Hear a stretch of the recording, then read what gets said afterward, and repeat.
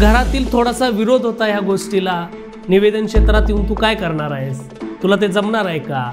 इलेक्शनचा prayed जो असायचा, ते इलेक्शनच्या कालखंडामध्ये तालुक्याच्या ठिकाणी सातारा जिल्ह्यातील असतील, महाराष्ट्रातील असतील, हे राजकीय पुढारी तिथे यायचे। असे सगळे विविध पुढारी तिथे यायचे। ज्यावेळी मला तो एक छंदच होता की त्या पुढाऱ्यांच्या मागे जायचं, त्यांचं भाषण ऐकायचं, त्या सभेला बसायचं। आणि सभेला बसत असताना शरदचंद्रजी पवार साहेब यानंतर बोलतील असं म्हणताच पवार साहेबांना काहीतरी वेगळंच वाटतं।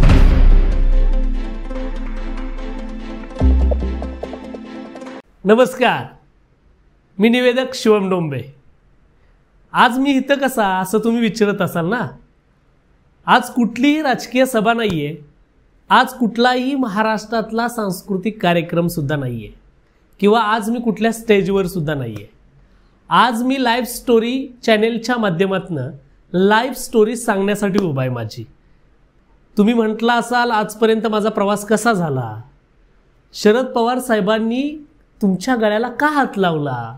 अनेकांना प्रश्न पडले। तुमच्या गुलाबी जॅकेटवर अनेक नेते बोलले, असे अनेकांना प्रश्न पडलेले। आणि ह्या प्रश्नांची उत्तरं देण्यासाठी मी लाईव्ह स्टोरी या चॅनेलच्या माध्यमातून तुमच्यासमोर उभा आहे। जीवनाची सुरुवात ही नेहमी संघर्षातून होते असे म्हटलं जातं, आणि संघर्ष हा प्रत्येकाच्या वाट्याला येतो। मग कुणाचा वेगवेगळ्या प्रकारने येतो, कुणाला घरापासूनच संघर्ष करावा लागतो। तसा माझ्याही वाट्याला थोडासा संघर्ष आला। एवढा मोठा महाराष्ट्रातला निवेदक होत असताना थोडासा किंचित संघर्ष माझ्याही वाट्याला आला। मग त्या संघर्षाची सुरुवात ही माझ्या गावापासूनच माझी झाली। संघर्ष फार काय मोठा नाहीये, पण जो काय आहे तो माझ्या यशाचा एक थोडासा भाग आहे। माझ्या गावाची ओळख जर सांगायची झाली तर स्वराज्याची राजधानी सातारा माझा जिल्हा, ऐतिहासिक हुतात्म्यांचा तालुका, खटाव माझा खऱ्या अर्थानं तालुका, आंबोडे माझं गाव, आणि मी निवेदक शिवम डोंबे। माझी सुरुवात एका शेतकरी कुटुंबातून झाली। शेतीविषयी एक आवड आणि शेतीविषयी एक काम करण्याची आवड असणारा मी खऱ्या अर्थानं एक मुलगा। निवेदन ह्या क्षेत्रामध्ये येत असताना आमच्या गावात आमचं एक मंडळ आहे, त्या मंडळाच्या माध्यमातून मी खऱ्या अर्थानं निवेदन क्षेत्रामध्ये पाऊल टाकलं। निवेदन करत असताना असो किंवा माझं बालपण असो, माझ्या बालपणाचं शिक्षण असो, हे शिक्षण घेत असताना माझं प्राथमिक शिक्षण 5वी ते 10वी पर्यंतचं शिक्षण हे गावातच झालं। मी काय कोणत्याही मोठ्या हायफाय शाळेमध्ये शिकलेला विद्यार्थी नाही। एका सर्वसामान्य कुटुंबातील, सर्वसामान्य गावातील, गावगाड्यातील बुजुर्ग व्यक्तिमत्वांनी, गावगाड्यातील सर्व मंडळींनी आशीर्वाद दिल्यानंतर माझ्यासारखा एक कलाकार महाराष्ट्राच्या कला क्षेत्रामध्ये उभा राहिला। निवेदन करत असताना आमच्या मंडळातील सत्यनारायणाची पूजा असेल, त्या पूजेच्या वेळी येणाऱ्या मंडळींचं स्वागत असेल, किंवा पूजा ज्या दिवशी मंडळाची आहे त्या दिवशी गावातील सर्वांना व्यवस्थितरित्या माईकवर आवाज देऊन सर्वांना जेवणासाठी आमंत्रण देणं असो। मंडळ ते यानंतर शरदचंद्रजी पवार बोलतील हितपर्यंतची माझ्या निवेदन क्षेत्राचा हा प्रवास। आणि त्यानंतर जो काय प्रवास झाला, त्या प्रवासामध्ये 5वी ते 10वी पर्यंत मी कमीत 1-2 वेळाच भाषणं केलेले।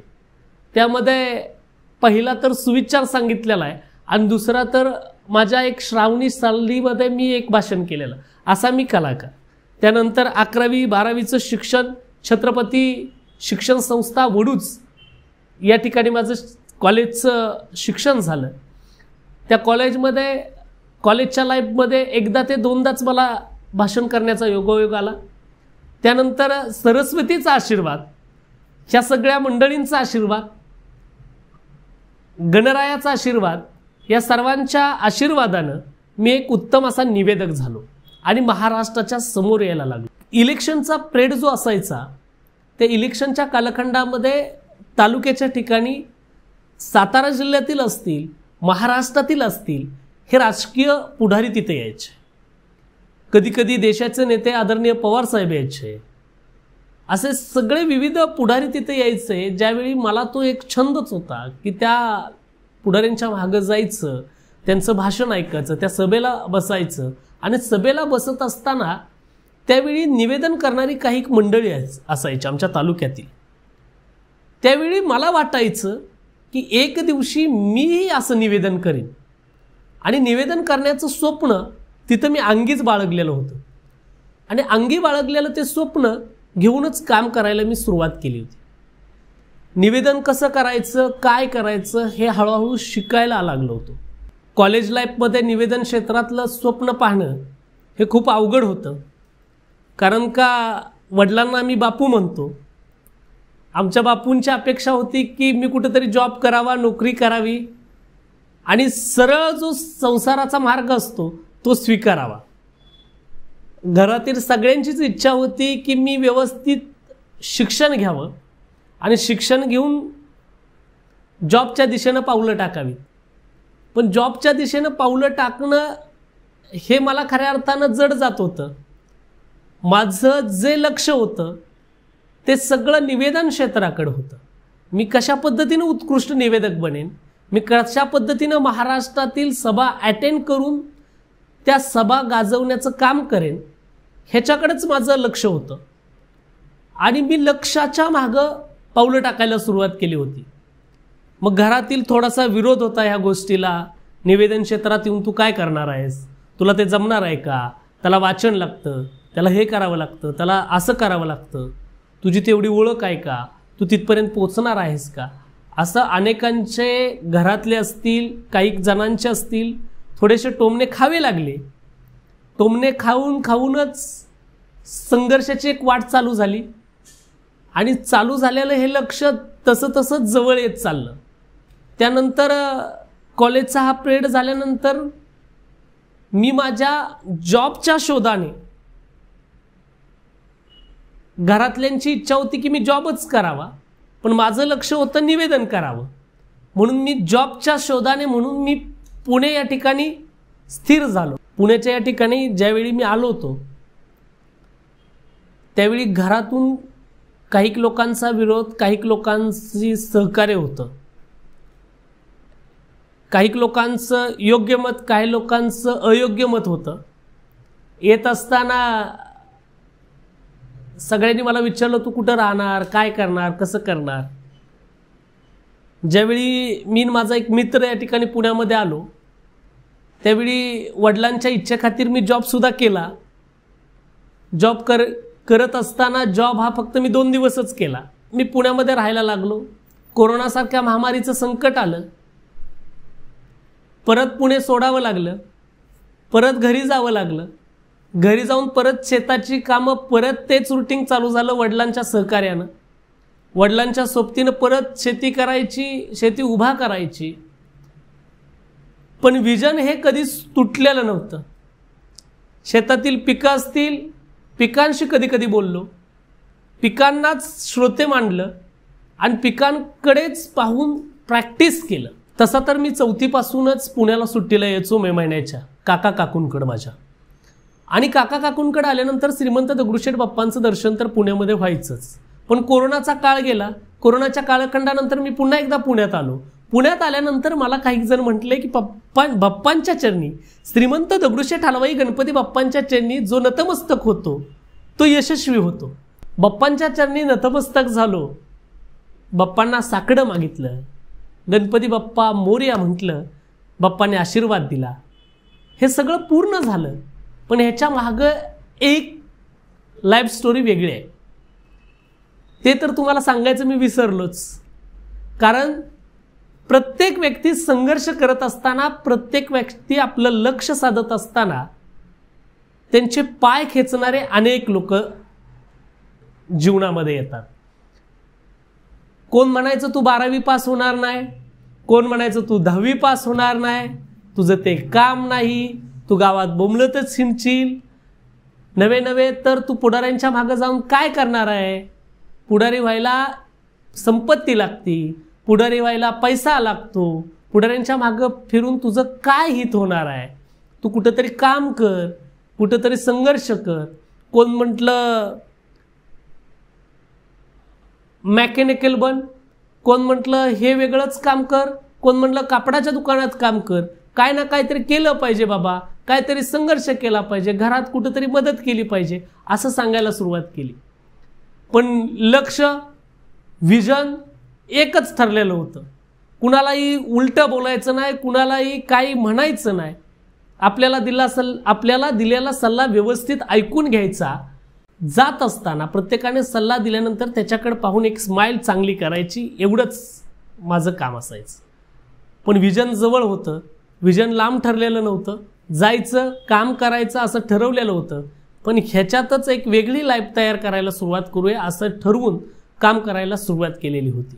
मग गाव असेल, गावगाड्यातील छोट्या मोठ्या सभा असतील, छोटे मोठे कार्यक्रम असतील, छोटे मोठे डान्स स्पर्धा असतील, तालुक्यातील कार्यक्रम असतील, तालुक्यातील छोटी मोठी कुस्तीची मैदान असतील, सांस्कृतिक कार्यक्रम असतील, तालुक्यातीलच नव्हे तर तालुक्याच्या आसपासही असतील, अशा ठिकाणी जायचं.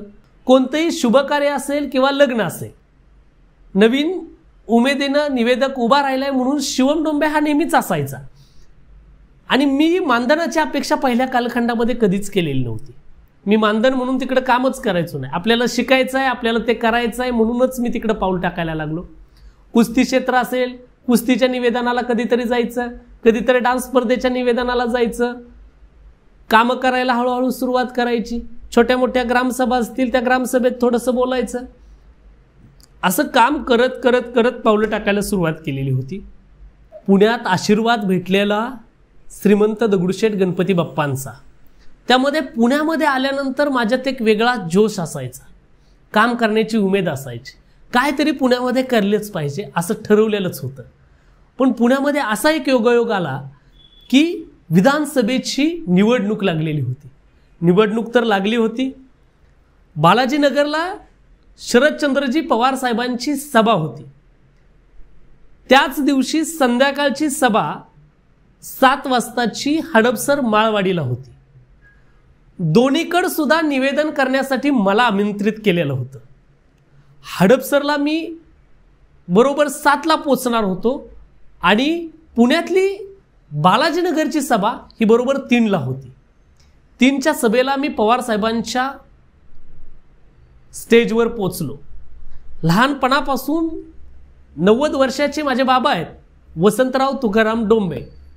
लहानपणापासून मी बाबांच्या तोंडातून शरदचंद्रजी पवार साहेबांचा इतिहास ऐकायचो, त्यांची राजकीय वाटचाल ऐकायचो. मी कधी पवार साहेबांच्या स्टेजला बोलीन असं एक स्वप्न मी पाहिलेलं होतं आणि ते स्वप्न पूर्ण हळूहळू होतच होतं. 2 वेळा त्याच्या आधी मला पवार साहेबांच्या स्टेजवर बोलण्याचा मानखटावमध्ये योगायोग आलेला होता. पण मी ठरवलेलं होतं आता मी परिपूर्ण निवेदन क्षेत्रामध्ये झालोय, आता मला व्यवस्थितरित्या पवार साहेबांची सभा गाजवायची आहे. बालाजीनगरची सभा झाली मंडळी आणि पवार साहेब बालाजीनगरला बोलायला उभा राहिले. त्यानंतर मी हडपसर माळवाडीला गेलो. साहेब पोचायच्या आधी मी माळवाडीमध्ये पोचलो आणि प्रशांत जगतापांची प्रचाराची सभा होती. आणि याच वेळी पवार साहेब बोलायला यायच्या आधी मी म्हटलं, राजा को दरबार में हराया नहीं जाता, जंगल में शेर का शिकार किया नहीं जाता, अपनी बराबरी अपने बराबरों वालों से ही की जाती है, बाप के साथ खेल खेला नहीं जाता. यानंतर देशाच्या राजकारणातील हिमालय आणि महाराष्ट्राच्या राजकारणातील उभ्या पावसातील सह्याद्री आदरणीय पद्मविभूषण शरदचंद्रजी पवार साहेब यानंतर बोलतील असं म्हणताच पवार साहेबांना काहीतरी वेगळंच वाटलं. पवार साहेबांनी मला बोलवलं आणि माझ्या घशाला हात लावला आणि मला विचारलं, तुझा घसा बरा आहे का रे? एवढी एनर्जी कुठून येते असं मला विचारलं त्यांनी.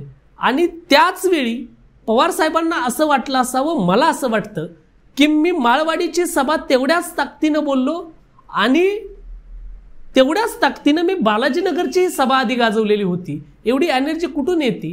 ज्यावेळी मी त्यांच्या पर्सनल असिस्टंटला आणि त्यांच्या बॉडीगार्डला विचारलं त्यावेळी मला ते बॉडीगार्डसुद्धा म्हटले, अरे साहेबांचा घसा थोडासा बसलाय, त्यासाठी साहेब तुझ्याकडे बघून उत्स्फूर्त झाले आणि साहेबांना वाटलं की हा मुलगा काहीतरी अंतकरणातून आपल्यासाठी बोलतोय, त्यासाठी साहेबांनी मला जवळ घेतलं आणि गळ्याला हात लावून विचारलं, अरे बरं आहेस का? ही याच्या मागची खरी कहाणी. मंडळी, हे सगळं झालं. साहेबांनी गळ्याला हात लावल्यानंतर मी माझ्या रूमवर आलो. रात्रभर मला झोपच लागत नव्हती. अनेक जणांचे फोन आले. अनेक जणांनी मला विचारलं, अरे पवार साहेबांनी गळ्याला तुझ्या का हात लावला? पवार साहेबांनी गळ्याला का तुझ्या हात लावला?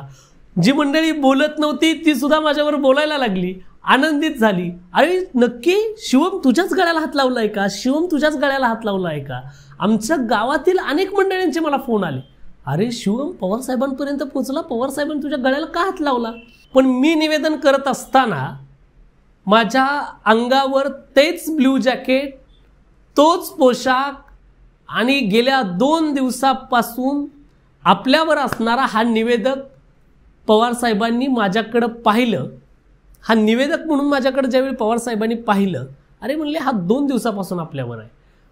पवार साहेबांची एंट्री स्टेजला झाली. पवार साहेब स्टेजवर बसले आणि बसता क्षणी पवार साहेबांनी त्यांच्या स्वतःच्या घड्याळाला हात लावला आणि मला म्हटले की तू पोचलास कसा इथे? आणि स्वतःच्या गळ्याला हात लावून पवार साहेब म्हणले, अरे घसा व्यवस्थित आहे का तुझा? ज्यावेळी पवार साहेब स्टेजवर आले मला ज्यावेळी तसं विचारलं त्यावेळी मी पवार साहेबांना म्हटलं, अहो हो व्यवस्थित आहे, काय टेन्शन नाही. म्हणजे पवार साहेब त्या दैवडीच्या स्टेजवर ज्यावेळी आले त्यावेळी बोलायला पवार साहेब ज्यावेळी उठणार, पुन्हा एकदा तोच डायलॉग मी मारला आणि त्याच शैलीमध्ये पवार साहेबांना विनंती केली की आपण मान खटावच्या या जनतेला संबोधित करावं. आणि पवार साहेब उभा राहताच पुन्हा एकदा पवार साहेबांनी मला तिथे बोलवलं आणि पवार साहेबांनी पुन्हा एकदा खटाव मान तालुक्याच्या समोर, म्हणजे माझ्या तालुक्याच्या समोर, माझ्या गावातील मंडळींच्या समोर पुन्हा एकदा माझा घसा चेक केला. असे 2 वेळा माझ्यावर पवार साहेबांनी माझा घसा चेक करून मला विचारलं, अरे तुझा घसा व्यवस्थित आहे का? काय आवाज आहे तुझा? असे मला म्हटले. खरं तर थोडक्यात मी माझ्या लाईफची थोडीशी स्टोरी सांगण्याचा प्रयत्न केला लाईफ स्टोरी या चॅनेलच्या माध्यमातून. पण खरं तर मंडळी, हा महाराष्ट्र हा युगपुरुषांचा आहे, संतांचा आहे. कवित्व बर्वे रसिकत्व, रसिकत्व बर्वे परतत्व, परुषो जैसा ज्ञानदेवांच्या माऊलीचा ज्ञानेश्वरीचा आरंभ याच ओवीनं झाला. वाचेला जिथं कवित्वाचा स्पर्श होतो, कवित्वाला जिथं रसिकत्व लाभतं त्या ठिकाणी परमात्म्याचा संचार होतो असं म्हटलं जातं. ज्या मातीमध्ये माऊलींचे शब्द उमटले, ज्या मातीनं ईश्वरांच्या शब्दपुत्रा झेलल्या, ज्या मातीनं ज्ञानाचे कुंभ पचवले, ज्या मातीनं इंद्रायणी भीमेचा संत शांतर प्रवाह अनुभवला आणि ज्या इंद्रायणी भीमेनं छत्रपती शिवरायांचं, छत्रपती संभाजी महाराजांचं स्वराज्य याची देही याची डोळा पाहिलं. मंडळी, छत्रपती शिवाजी महाराज असतील, छत्रपती संभाजी महाराज असतील, ज्ञानोबा तुकोबाराय असतील, ह्या सगळ्यांचा संघर्ष खूप मोठा आहे. आणि ह्या सगळ्यांचा आदर्श घेऊनच वयाच्या 21व्या, 23व्या, 24व्या वर्षात मी माझी यशाची यशोगाथा लिहिण्याचं काम सुरू केलंय. ह्या सगळ्यांचा आदर्श डोळ्यासमोर होता, हे सगळं चालू केलंय. आणि हे सगळं होत असताना मला अनेकांचे आशीर्वाद लाभले. खरं तर श्रीमंत दगडूशेठ गणपती बाप्पांचा खूप मोठा आशीर्वाद पुण्यामध्ये येऊन लाभला. प्रत्येकानं मला वाटतं की बाप्पांच्या चरणी लीन व्हावं, आशीर्वाद घ्यावा आणि बाप्पांना काहीतरी मागणं मागून बाप्पांकडून यावं आणि बाप्पांनी प्रत्येकाचं मागणं पूर्ण करावं असं मला वाटतं. माझा हा जो काय थोडक्यात माझा जो जीवन प्रवास होता तो लाईफ स्टोरी मराठीच्या माध्यमातून मांडण्याचा योगायोग आणून दिला. त्याबद्दल लाईफ स्टोरी चॅनेलचे मी मनपूर्वक मनापासून आभार